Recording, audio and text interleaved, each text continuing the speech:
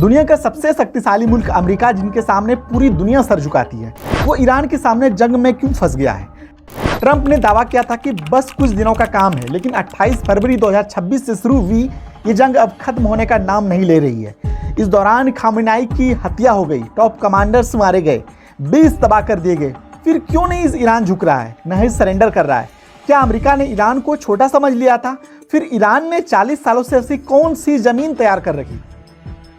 America का Iran के leadership को टारगेट करने की स्ट्रेटजी जरूर उल्टी पड़ गई। शुरुआती हमलों में ही सुप्रीम लीडर अली खामेनेई को मात दिया गया।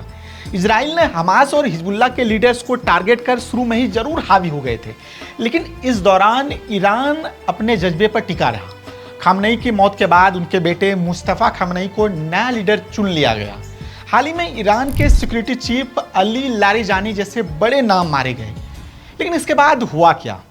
अमेरिका अब भी जस का तस है, ईरान का सिस्टम अब भी टूटा नहीं है, बल्कि शहीदों की विरासत के नाम पर और मजबूत हो गया है। इस देश में अब भी राष्ट्रवादी भावना खूब पीक पर पहुंच रही है।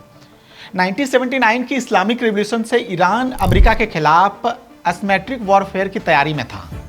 जमीन के नीचे मिसाइल, हजारों ड्रोन्स, बैलिस्टिक मिसाइलों का विशाल स्टॉक खड़ा किया गया था। पिछले सालों के टकराव से सबक लेकर ईरान ने ड्रोन स्वार्म्स अटैक पर खूब फोकस किया। अमेरिका की एयर पावर सुपीरियर है। अब अमेरिकी बेस पर रोज ड्रोन्स अटैक हो रहे हैं। ये सस्ते ड्रोन्स महंगे अमेरिकी डिफेंस सिस्टम को चकमा दे रहे हैं। अमेरिका ने सोचा होगा कि 1-2 हफ्ते में ईरान से निपट लिया जाएगा, लेकिन ईरान ने कहा कि हम लंबी जंग के लिए तैयार हैं। हॉर्मुज स्ट्रेट अभी भी पूरी दुनिया के लिए अनसुलझी पहेली बन चुका है। ये दुनिया के लिए इकोनॉमी पर डायरेक्ट अटैक कर रहा है। दुनिया का 20% तेल इसी रास्ते से होकर जाता है।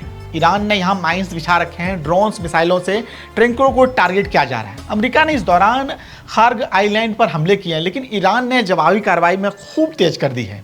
हमले से पहले ईरान में सरकार के खिलाफ प्रोटेस्ट चल रहे थे। ट्रंप और नेतन्याहू को उम्मीद थी कि हमला होती ही जनता सड़क पर उतरेगी और सरकार गिर जाएगी, लेकिन कहानी इससे उलट हुई। खामेनेई की मौत के बाद पूरा देश शोक में डूब गया। लोगों में राष्ट्रवादी भावना इस कदर जगी कि ईरान के लोग बाहरी दुश्मनों को दुश्मन समझने लगे और पूरा देश एक हो गया। ईरान में इस दौरान कोई बड़ा आंदोलन नहीं उभरा, बल्कि लोगों का सपोर्ट सरकार को मिला। इस दौरान जनता ने सरकार के साथ दिया, तो अमेरिका इस जंग को जितनी आसानी से चाह रहा था, वो अब मुश्किल होता दिख रहा है। जंग बेहद मुश्किल दौर से गुजर रहा है। फिलहाल स्थिति अमेरिका की खराब है।